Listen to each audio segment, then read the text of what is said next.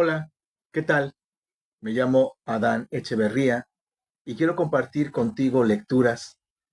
En esta ocasión vamos a leer fragmentos de novelas. Aquí tenemos este libro de Franz Kafka, Obras Maestras, y vamos a iniciar eh, vamos a leer el inicio de una de sus más grandes obras que yo te recomiendo muchísimo. Yo creo que es una obra que deben leer todos desde la secundaria y si se puede desde la primaria. En este día vamos a leer el inicio de su fantástica obra La Metamorfosis. Franz Kafka, La Metamorfosis, primer capítulo. Cuando Gregorio Samsa se despertó una mañana después de un sueño intranquilo, se encontró sobre su cama convertido en un monstruoso insecto. Estaba tumbado sobre su espalda dura y en forma de caparazón, y al levantar un poco la cabeza veía un vientre abombado, parduzco, dividido por partes en forma de arco, sobre cuya protuberancia apenas podía mantenerse el cobertor, a punto ya de resbalar al suelo. Sus muchas patas, ridículamente pequeñas en comparación con el resto de su tamaño, le vibraban desamparadas ante los ojos. ¿Qué me ha ocurrido? Pensó. No era un sueño. Su habitación, una auténtica habitación humana, si bien algo pequeña, permanecía tranquila entre las cuatro paredes harto conocidas. Por encima de la mesa, sobre la que se encontraba extendido un muestrario de paños desempaquetados, Sansa era viajante de comercio, estaba colgado aquel cuadro, que hacía poco había recortado de una revista y había colocado en un bonito marco dorado.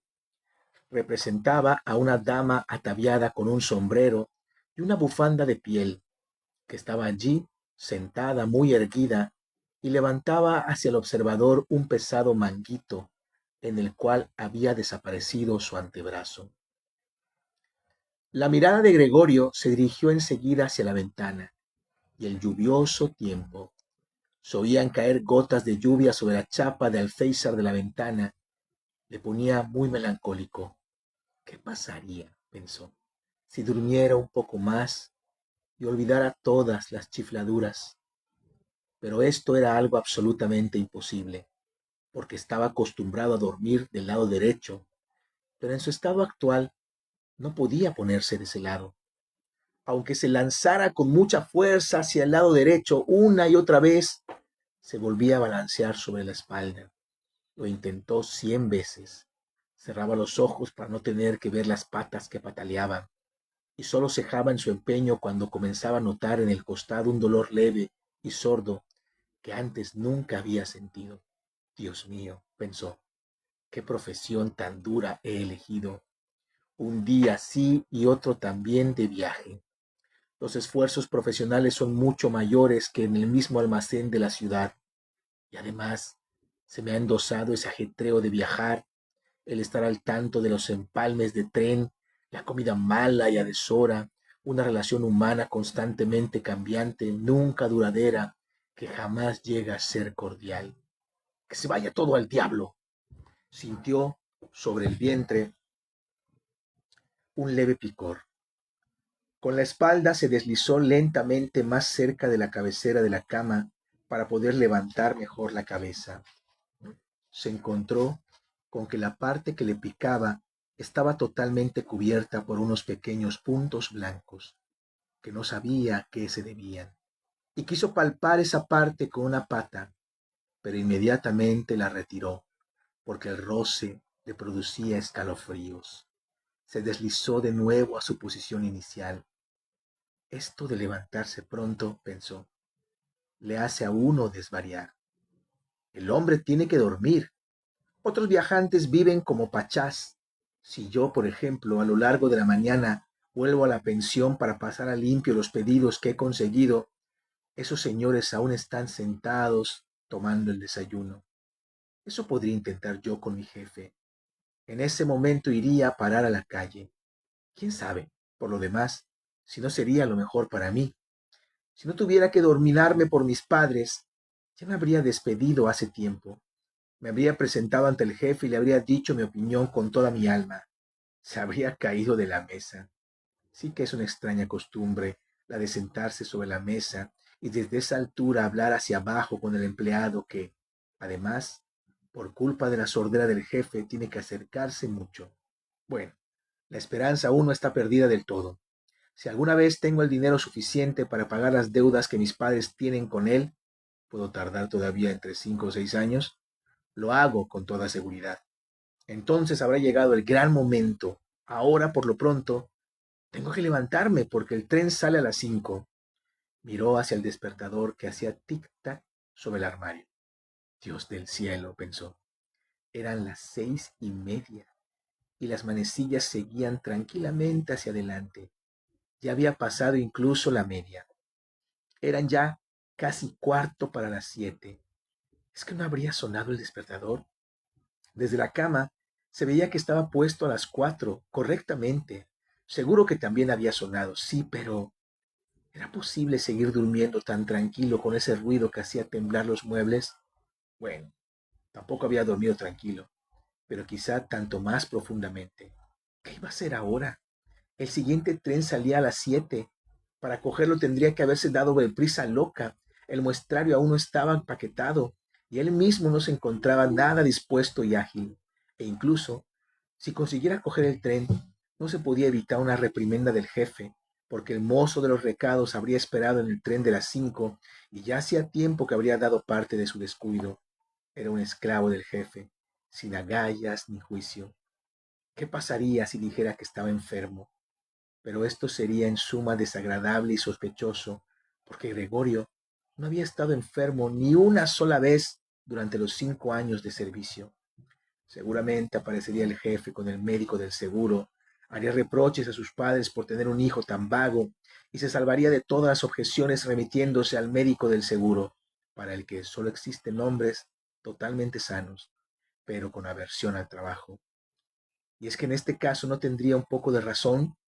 Gregorio, a excepción de una modorra realmente superflua después del largo sueño, se encontraba bastante bien e incluso tenía mucha hambre.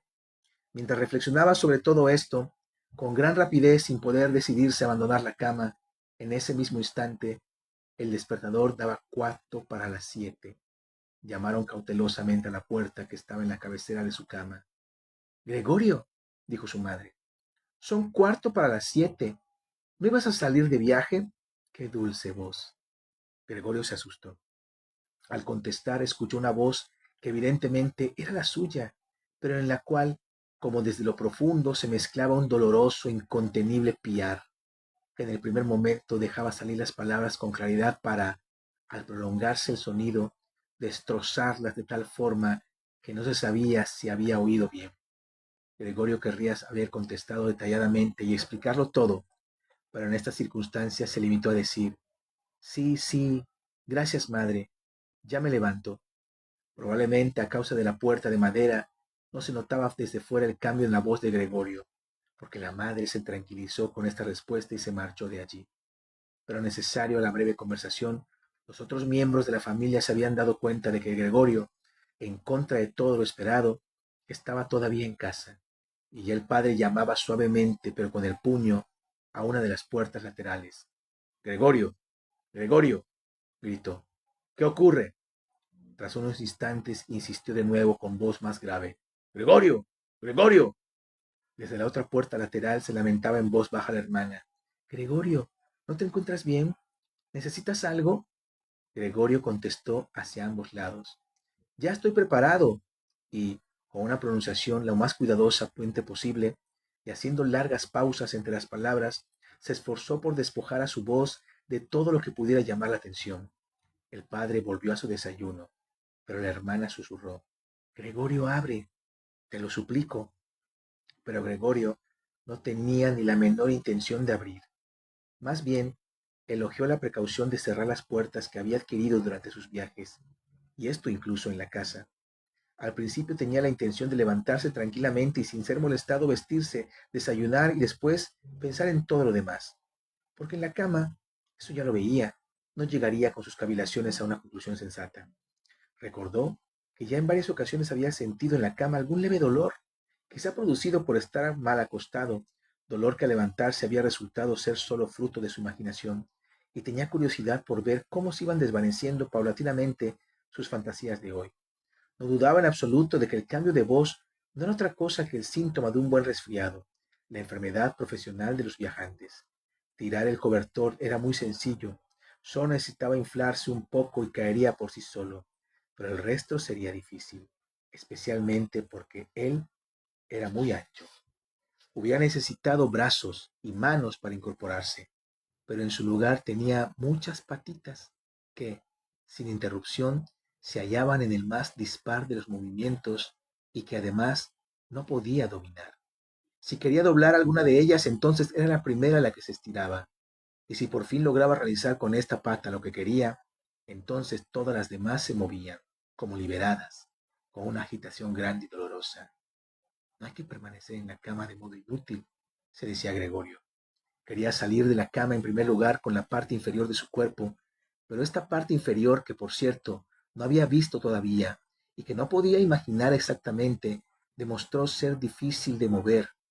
El movimiento se producía muy despacio, y cuando finalmente, casi furioso, se lanzó hacia adelante con toda su fuerza sin pensar en las consecuencias, había calculado mal la dirección, se golpeó fuertemente con la pata trasera en la cama y el dolor punzante que sintió le enseñó que precisamente la parte inferior de su cuerpo era quizá en estos momentos la más sensible.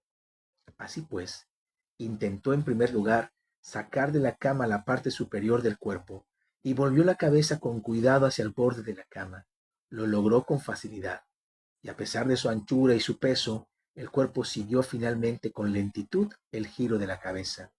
Pero cuando por fin tenía la cabeza colgando en el aire fuera de la cama, le entró miedo de continuar avanzando de este modo porque, si se dejaba caer en esta posición, tenía que ocurrir realmente un milagro para que la cabeza no resultase herida, y precisamente ahora no podía de ningún modo perder la cabeza. Prefería quedarse en la cama. Pero ¿cómo? Jadeando después de semejante esfuerzo, seguía allí tumbado igual que antes, y veía sus patitas de nuevo luchando entre sí, quizá con más fuerza aún, y no encontraba posibilidad de poner sosiego y orden a este atropello. Se decía otra vez que de ningún modo podía permanecer en la cama, y que lo más sensato era sacrificarlo todo, si es que con ello existía la más mínima esperanza de liberarse de ella. Pero al mismo tiempo no olvidaba recordar de vez en cuando que reflexionar serena, muy serenamente es mejor que tomar decisiones desesperadas. En tales momentos dirigía sus ojos lo más agudamente posible hacia la ventana, pero por desgracia, poco optimismo y ánimo se podían sacar del espectáculo de la niebla matinal que ocultaba incluso el otro lado de la estrecha calle. Las 7 ya, se dijo cuando sonó de nuevo el despertador. Las 7 ya y todavía semejante niebla. Y durante un instante permaneció tumbado, tranquilo, respirando débilmente, como si esperara del absoluto silencio el regreso del estado real y cotidiano. Pero después se dijo, antes de que den las 7:15, tengo que haber salido de la cama como sea. Por lo demás, para entonces habrá venido alguien del almacén a preguntar por mí, porque el almacén se abre antes de las 7.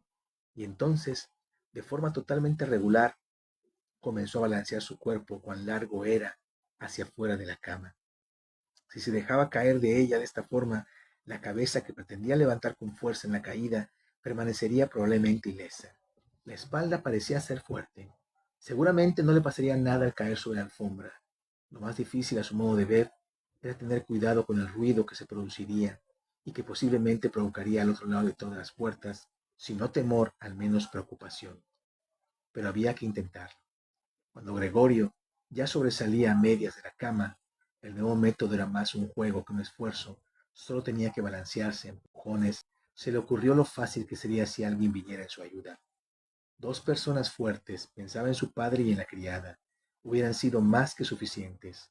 Solo tendrían que introducir sus brazos por debajo de su abombada espalda, descascararle así de la cama, agacharse con el peso y después soportar que diera con cuidado una vuelta impetuosa en el suelo, sobre el cual Seguramente las patitas adquirirían su razón de ser. Bueno, aparte de que las puertas estaban cerradas, ¿debía de verdad pedir ayuda? A pesar de la necesidad, no pudo reprimir una sonrisa al concebir sus tales pensamientos. Ya había llegado al punto en que, al balancearse con más fuerza, apenas podía guardar el equilibrio, y pronto tendría que decidirse definitivamente, porque dentro de 5 minutos serían las 7:15, y en ese momento sonó el timbre de la puerta de la calle. Seguro que es alguien del almacén, se dijo, y casi se quedó petrificado mientras sus patitas bailaban aún más deprisa. Durante un momento todo permaneció en silencio. No abren, se dijo Gregorio, confundido con alguna absurda esperanza. Pero entonces, como siempre, la criada se dirigió con naturalidad y con paso firme hacia la puerta y abrió. Gregorio solo necesitó escuchar el primer saludo del visitante y ya sabía quién era, el apoderado en persona. ¿Por qué había sido condenado Gregorio a prestar sus servicios a una empresa en la que el más mínimo descuido se concebía inmediatamente la mayor sospecha? ¿Es que todos los empleados, sin excepción, eran unos bribones? ¿Es que no había entre ellos un hombre leal y adicto a quien, simplemente porque no hubiera aprovechado para el almacén un par de horas de la mañana, se lo comieran los remordimientos y francamente no estuviera en condiciones de abandonar la cama? ¿Es que no era de verdad suficiente mandar a preguntar a un aprendiz? Tenía que venir el apoderado en persona y había con ello que mostrar a toda una familia inocente que la investigación de este sospechoso asunto solamente podía ser confiada al juicio del apoderado, y más como consecuencia de la irritación a la que le condujeron estos pensamientos que como consecuencia de una auténtica decisión, se lanzó de la cama con toda su fuerza. Se produjo un golpe fuerte, pero no fue un auténtico ruido. La caída fue amortiguada un poco por la alfombra y además la espalda era más elástica de lo que Gregorio había pensado. A ello se debió el sonido sordo y poco aparatoso. Solamente no habría mantenido la cabeza con el cuidado necesario y se la había golpeado. La giró y la restregó contra la alfombra de rabia y dolor. Ahí dentro se ha caído algo, dijo el apoderado en la habitación contigua de la izquierda. Gregorio intentó imaginarse si quizá alguna vez no pudiera ocurrirle al apoderado algo parecido a lo que le ocurría a él hoy. Había al menos que admitir la posibilidad, pero como cruda respuesta a esta pregunta, el apoderado dio un par de pasos firmes a la habitación contigua e hizo crujir sus botas de charol. Desde la habitación de la derecha, la hermana, para advertir a Gregorio, susurró: Gregorio, el apoderado está aquí. Ya lo sé, se dijo a sí mismo Gregorio, pero no se atrevió a alzar la voz, tan alto que la hermana pudiera haberlo oído. Gregorio, dijo entonces el padre, desde la habitación de la derecha, el señor apoderado ha venido y desea saber por qué no ha salido de viaje en el primer tren. No sabemos qué debemos decirle.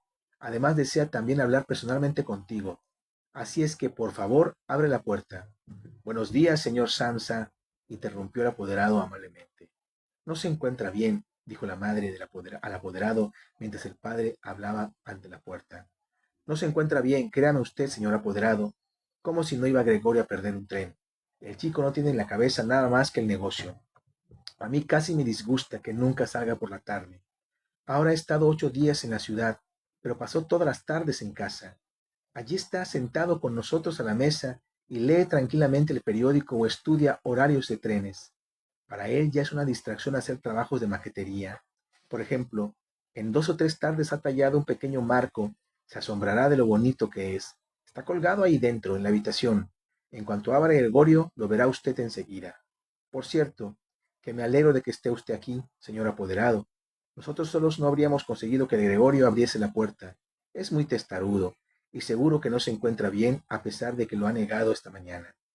Voy enseguida, dijo Gregorio, lentamente y con precaución, y no se movió para no perderse una palabra de la conversación. De otro modo, señora, tampoco puedo explicármelo yo, dijo el apoderado. Espero que no se trate de nada serio, si bien tengo que decir por otra parte que nosotros, los comerciantes, por suerte o por desgracia, según se mire, tenemos que sobreponernos a una ligera indisposición por consideración de los negocios. Vamos, ¿puede pasar el apoderado a tu habitación? Preguntó el padre impaciente. No, dijo Gregorio. En la habitación de la izquierda se hizo un pequeño silencio. En la habitación de la derecha, la hermana comenzó a sollozar. ¿Por qué no se iba la hermana con nosotros? Seguramente acababa de levantarse de la cama y todavía no había empezado a vestirse. ¿Y por qué lloraba? ¿Por qué él no se levantaba y dejaba entrar al apoderado? ¿Por qué estaba en peligro de perder el trabajo y porque entonces el jefe proseguiría otra vez a sus padres con las viejas deudas? Estas eran, de momento, preocupaciones innecesarias. Gregorio todavía estaba aquí y no pensaba de ningún modo abandonar a su familia. De momento yacía en la alfombra y nadie que hubiera tenido conocimiento de su estado hubiera exigido seriamente de él que dejara entrar a su apoderado. Pero por esta pequeña descortesía, para la que más tarde se encontraría con facilidad una disculpa apropiada, no podía Gregorio ser despedido inmediatamente. Y a Gregorio le parecía que sería mucho más sensato dejarle tranquilo, en lugar de molestarle con lloros e intentos de persuasión.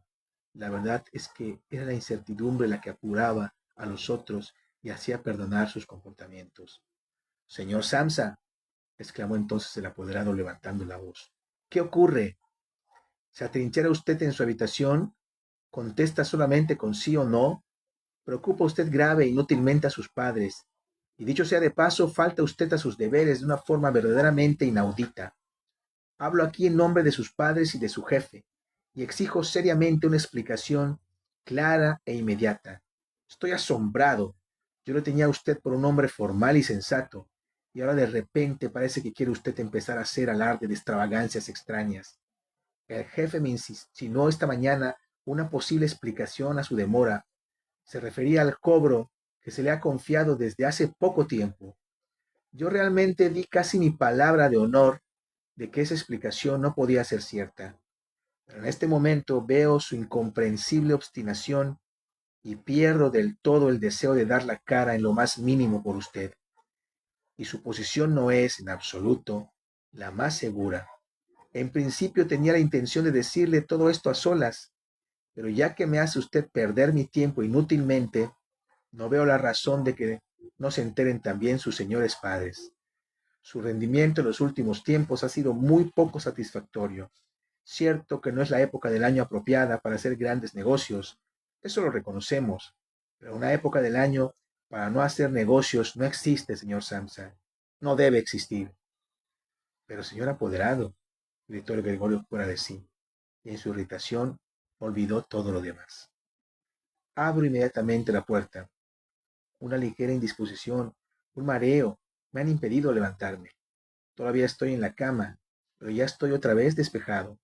Ahora mismo me levanto de la cama, solo un momento de paciencia. Todavía no me encuentro tan bien como creía, pero ya estoy mejor. ¿Cómo puede atacar a una persona una cosa así? Ayer por la tarde me encontraba bastante bien. Mis padres lo saben, o mejor dicho, ayer por la tarde tuve una pequeña corazonada. Tendría que habérseme notado. ¿Por qué no avisé al almacén? Pero lo cierto es que siempre se piensa que se superará la enfermedad sin tener que estar en cama.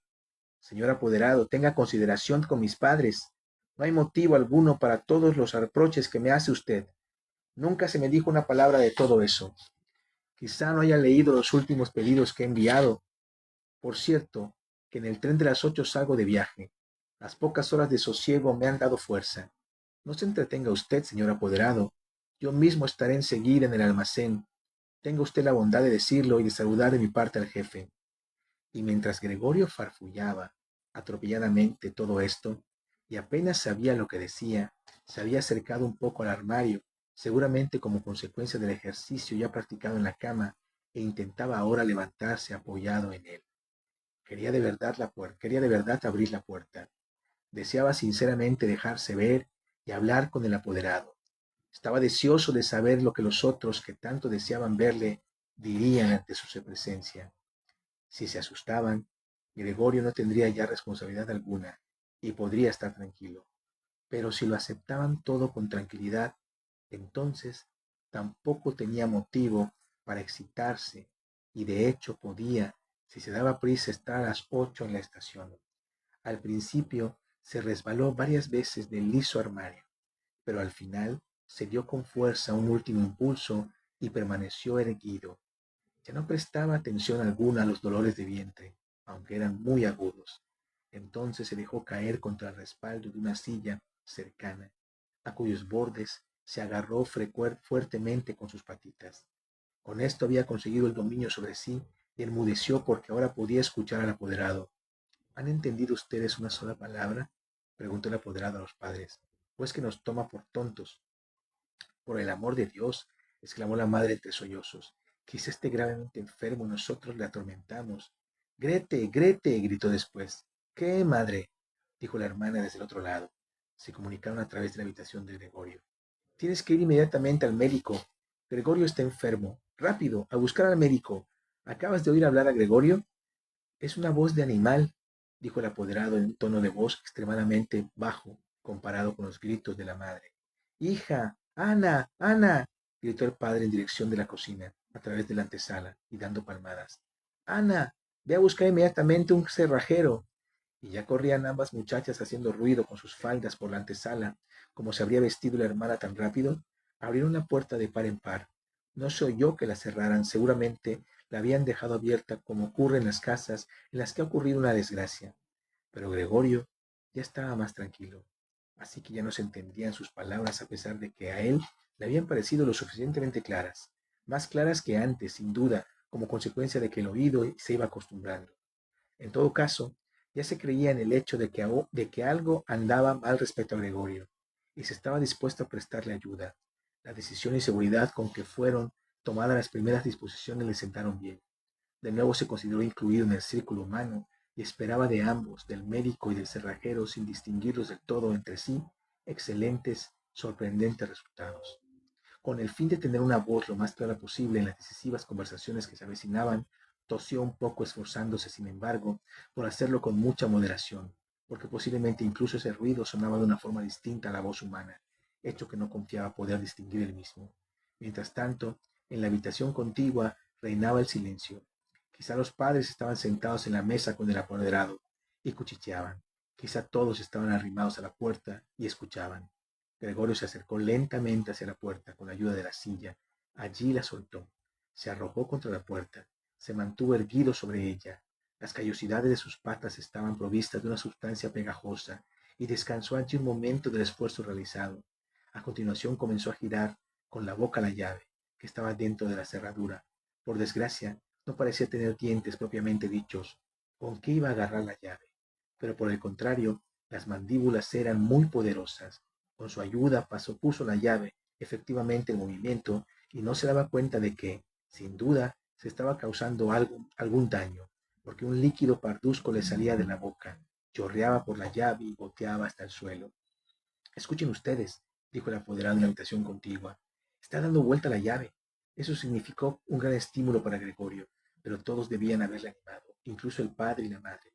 Vamos, Gregorio, debían haber aclamado. Duro con ello, duro con la cerradura. Entre la idea de que todos seguían con expectación sus esfuerzos, se aferró ciegamente a la llave con todas las fuerzas con que fue capaz de reunir. A medida que avanzaba el giro de la llave, Gregorio se movía en torno a la cerradura, ya solo se mantenía de pie con la boca y según era necesario se colgaba de la llave o lo apretaba de nuevo hacia adentro con todo el peso de su cuerpo. El sonido agudo de la cerradura que se abrió por fin despertó del todo a Gregorio. Respirando profundamente, dijo para sus adentros: no he necesitado el cerrajero, y apoyó la cabeza sobre el picaporte para abrir la puerta del todo. Como tuvo que abrir la puerta de esta forma, estaba ya bastante abierta y todavía no se le veía. En primer lugar, tenía que darse lentamente la vuelta sobre sí mismo alrededor de la hoja de la puerta, y ello con mucho cuidado, si no quería caer torpemente de espaldas justo ante el umbral de la habitación. Aún estaba absorto en llevar a cabo aquel difícil movimiento y no tenía tiempo de pensar, de prestar atención a otra cosa, cuando escuchó el apoderado lanzar una voz alta, un ¡oh!, que sonó como un silbido del viento. Y en ese momento vio también cómo aquel que era el más cercano a la puerta se tapaba con la mano la boca abierta y retrocedía lentamente como si le empujase una fuerza invisible que actuaba regularmente. La madre miró en primer lugar al padre con las manos juntas, dio a continuación 2 pasos hacia Gregorio y con el rostro completamente oculto en su pecho, cayó al suelo en medio de sus faldas. Se quedaron extendidas a su alrededor. El padre cerró el puño con expresión amenazadora, como si quisiera empujar de nuevo a Gregorio a su habitación. Miró inseguro a su alrededor por el cuarto de estar. Después se tapó los ojos con las manos y lloró de tal forma que su robusto pecho se estremecía por el llanto. Gregorio no entró, pues, en la habitación, sino que se apoyó en la parte intermedia de la hoja, de la parte que permanecía cerrada, de manera que solo podía verse la mitad de su cuerpo y sobre él la cabeza, inclinada a un lado, con la cual miraba hacia los demás. Entre tanto el día había aclarado. Al otro lado de la calle se distinguía con claridad una parte del edificio de enfrente, negruzco e interminable. Era un hospital, con sus ventanas regulares que rompían duramente la fachada. Todavía caía la lluvia, pero solo a grandes gotas que se distinguían una por una y que eran lanzadas hacia abajo aisladamente sobre la tierra. Las piezas de la vajilla del desayuno se extendían en gran cantidad sobre la mesa, porque para el padre el desayuno era la comida principal del día, que prolongaba durante horas con la lectura de diversos periódicos. Justamente en la pared enfrente había una fotografía de Gregorio, de la época de su servicio militar, que le representaba con uniforme de teniente y como con la mano sobre la espada, sonriendo despreocupadamente, exigía respeto para su actitud y su uniforme. La puerta del vestíbulo estaba abierta, y como la puerta del piso también estaba abierta, se podía ver el rellano de la escalera y el comienzo de la misma que conducía hacia abajo. Bueno, dijo Gregorio, y era completamente consciente de que era el único que había conservado la tranquilidad. Me vestiré de inmediato, empaquetaré el muestrario y saldré de viaje. ¿Quieres dejarme marchar? Bueno, señor apoderado, ya ve usted que no soy obstinado y no me gusta trabajar, y me gusta trabajar. Viajar es fatigoso, pero no podía vivir sin viajar. ¿A dónde va usted, señor apoderado? ¿Al almacén? ¿Sí? ¿Le contará usted todo tal como es en realidad? En un momento dado, puede uno ser incapaz de trabajar, pero después llega el momento preciso de acordarse de los servicios prestados y de pensar que después, una vez superado el obstáculo, uno trabajará con toda seguridad, con más celo y concentración. Yo le debo mucho al jefe, bien lo sabe usted. Por otra parte, tengo a mi cuidado a mis padres y a mis hermanas. Estoy en un aprieto, pero saldré de él. Pero no me lo haga usted más difícil de lo que ya es. Póngase de mi parte en el almacén. Ya sé que no se quiere bien al viajante. Se piensa que gana un montón de dinero y se da la gran vida. Es cierto que no hay una razón especial para meditar a fondo sobre este perjuicio, pero usted, señor apoderado, usted tiene una visión de conjunto de las circunstancias mejor que la que tiene el resto del personal. Sí, en confianza incluso, una visión de conjunto mejor que la del mismo jefe, que en su condición de empresario cambia fácilmente de opinión en perjuicio del empleado. También sabe usted muy bien que el viajante, que casi todo el año está fuera del almacén, puede convertirse fácilmente en víctima de murmuraciones, casualidades y quejas infundadas, contra las que le resulta absolutamente imposible defenderse, porque la mayoría de las veces no se entera de ellas, y más tarde, cuando agotado ha terminado un viaje, siente sobre su propia carne una vez en el hogar las funestas consecuencias cuyas causas no puede comprender. Señor apoderado, no se marche usted sin haberme dicho una palabra que me demuestre que, al menos en una pequeña parte, me da usted la razón. Pero el apoderado ya se había dado una vuelta de las primeras palabras de Gregorio y por encima del hombro, que se movía convulsivamente, miraba hacia Gregorio poniendo los labios en gesto de asco. Y mientras Gregorio hablaba, no estuvo quieto ni un momento, sino que sin perderle de vista, se iba deslizando hacia la puerta, pero muy lentamente, como si existiera una prohibición secreta de abandonar la habitación. Ya se encontraba en el vestíbulo, y a juzgar por el movimiento repentino con que sacó el pie por última vez del cuarto de estar, podía haberse creído que acababa de quemarse la planta del pie. En el vestíbulo extendió la mano derecha lejos de sí y en dirección a la escalera, como si allí le esperara realmente una salvación sobrenatural. Gregorio comprendió que, de ningún modo, debía dejar marchar al apoderado en este estado de ánimo, si es que no quería ver amenazado su trabajo del almacén. Los padres no entendían todo esto demasiado bien. Durante todos estos largos años habían llegado a convencerse de que Gregorio estaba colocado en este almacén para el resto de su vida, y además, con las preocupaciones actuales, tenían tanto que hacer que habían perdido toda la previsión. Gregorio poseía esa previsión. El apoderado tenía que ser retenido, tranquilizado, persuadido y finalmente atraído. El futuro de Gregorio y de su familia dependía de ello. Si hubiera estado aquí la hermana Arete, ella era lista y había llorado cuando Gregorio todavía estaba tranquilamente sobre su espalda, y seguro que el apoderado aficionado a las mujeres se hubiera decidido llevar por ella. Arete había cerrado la puerta del piso y en el vestíbulo hubieran disuadido de su miedo. Pero lo cierto es que la hermana no estaba aquí, y Gregorio tenía que actuar, y sin pensar que no conocía aún su actual capacidad de movimiento y que sus palabras seguramente no habrían sido entendidas, abandonó la hoja de la puerta y se deslizó a través del hueco abierto. Pretendía dirigirse hacia el apoderado que, De una forma grotesca, ella se agarraba con ambas manos de la barandilla del rellano, pero buscando algo en que apoyarse, se cayó inmediatamente sobre sus múltiples patitas, dando un pequeño grito. Apenas había sucedido esto, sintió por primera vez en esa mañana un bienestar físico. Las patitas tenían suelo firme por debajo, obedecían a la perfección, como advirtió con alegría, e intentaban transportarle hacia donde él quería. Y ya crecía Gregorio que el alivio definitivo de todos sus males se encontraba a su alcance. Pero en el mismo momento en que, balanceándose por el movimiento reprimido, no lejos de su madre, permanecía en el suelo justo enfrente de ella, esa que parecía completamente sumida en sus propios pensamientos, dio un salto hacia arriba con los brazos extendidos, con los dedos muy apartados entre sí, y exclamó: ¡Socorro! ¡Por el amor de Dios, socorro! Mantenía la cabeza inclinada, como si quisiera ver mejor a Gregorio, pero en contradicción de ello, retrocedió atropelladamente. Había olvidado que detrás de ella estaba la mesa, puesta cuando había llegado a ella. Se sentó encima precipitadamente como fuera de sí, y no pareció notar que junto a ella el café de la cafetera volcada caía a chorros sobre la alfombra. ¡Madre, madre! Dijo Gregorio en voz baja, y miró hacia ella. Por un momento había olvidado completamente al apoderado. Por el contrario, no pudo evitar, a la vista del café que se derramaba, abrir y cerrar varias veces sus mandíbulas al vacío. Al verlo, la madre gritó nuevamente, huyó de la mesa y cayó en los brazos del padre, que corría a su encuentro. Pero Gregorio no tenía ahora tiempo para sus padres. El apoderado se encontraba ya en la escalera, con la barbilla sobre la barandilla. Miró de nuevo por última vez. Gregorio tomó impulso para alcanzarle con la mayor seguridad posible.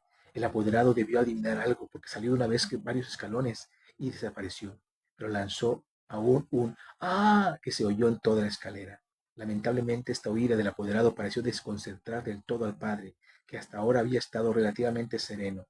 Pero en lugar de perseguir él mismo al apoderado, o al menos no obstaculizar a Gregorio en su persecución, agarró con la mano derecha el bastón del apoderado que aquel había dejado sobre la silla junto al sombrero y el gabán.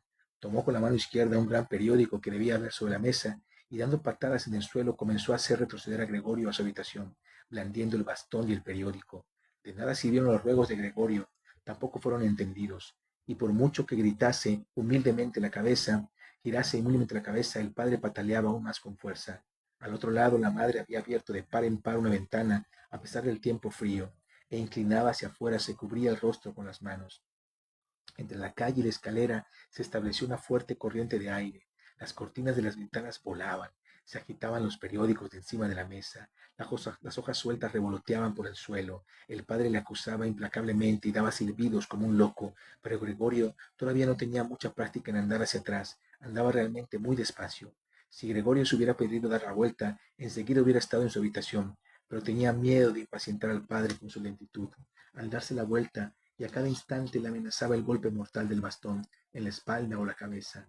Finalmente, no le quedó a Gregorio otra solución, pues advirtió con angustia que andando hacia atrás ni siquiera era capaz de mantener la dirección, y así, mirando con temor constantemente a su padre de reojo, comenzó a darse la vuelta con la mayor rapidez posible, pero en realidad con gran lentitud.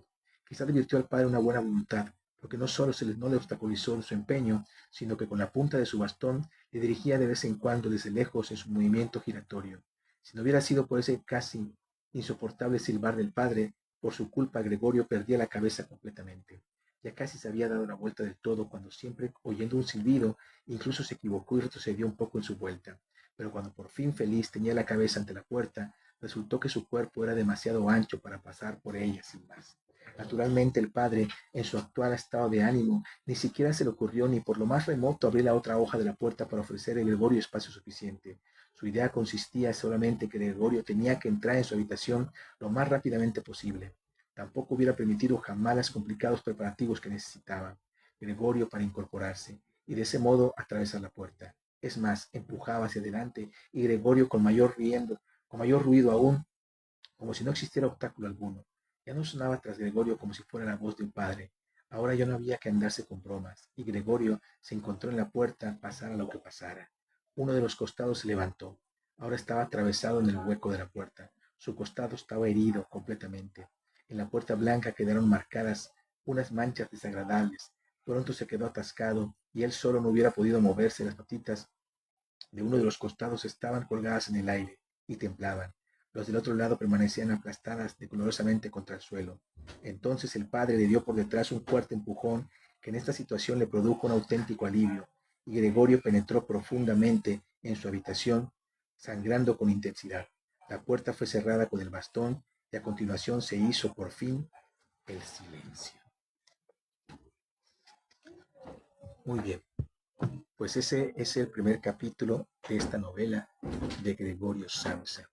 Dime por ahí qué te parece, dime por ahí si ya leíste La Metamorfosis y qué cosas hay interesantes que puedas rescatar. ¿Qué partes son interesantes? La familia, o sea, dos hermanas, padre, madre, y él atribulado, es el único hombre de la familia, bueno, el único hijo varón, atribulado por las deudas de sus padres, trabajando en un lugar que no le da reposo, en el que pasa más tiempo viajando que estando en casa. Eso es un poco lo que nos está contando. Otra cosa que es importante recordar, pues es quién es Kafka, de ascendencia judía, eh, en Praga, ¿sí? En estas zonas de Europa Oriental es donde vive. O sea, como leímos aquí en este mismo canal, Carta al Padre, pues vemos que su padre en la vida real era un comerciante que había logrado muchas cosas y al cual Kafka le tenía cierto miedo. Se sentía muy cohibido frente a él porque él se sentía débil y su padre era alguien fuerte. Entonces, ¿qué ideas nos presenta la metamorfosis, ¿no? Cómo despierta convertido en un insecto. Pero ¿cuál es la metáfora que podemos aprender o obtener de ser un insecto frente a tus padres? Ser un monstruo frente a tus padres. Ser alguien que la sociedad no acepta frente a tus padres. Y quedémonos con esa idea, ¿no? Ser alguien que la sociedad no acepta frente a tus padres. ¿Quién podría ser? ¿No? ¿Cómo podría ser? Mis padres no aceptan lo que soy. Hoy desperté sintiéndome un monstruo, sintiéndome alguien totalmente ajeno a esta sociedad, totalmente, pero si mis padres me ven así, se asustarían, ¿sí? Si la sociedad me ve así, se asustaría, ¿sí? Me acusarían de cualquier cosa. No he fallado nunca en el trabajo, nunca he cometido ni un error. Lo he dicho por aquí, yo le he llamado a eso, a esas fallas que marcan el resto de tu vida, el, el, el problema del portero, del guardameta. Cuando un guardameta en el fútbol soccer puede tener una campaña maravillosa, calificar a la liguilla, pero si en el último partido, en el partido de la final, cometes un error, se acabó tu carrera. Toda la vida van a hablar de ese error.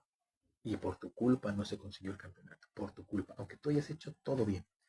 Eso pasa muchas veces con la forma en que juzgamos al ser humano.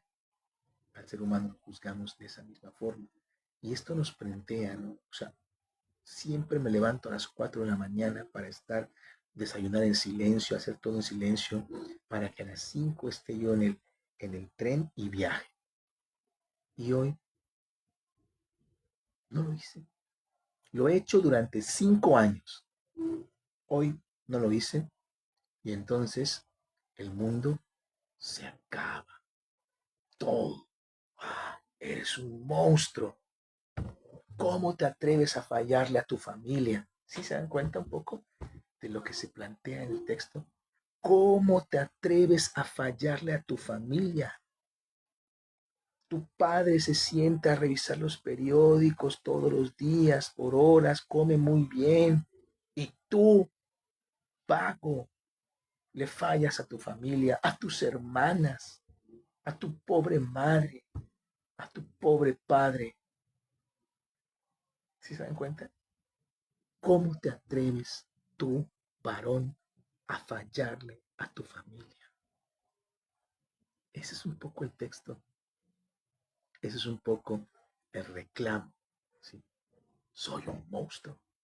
Me levanté un día tarde. Soy un monstruo. Un día hice algo malo. Soy un monstruo. Soy un insecto.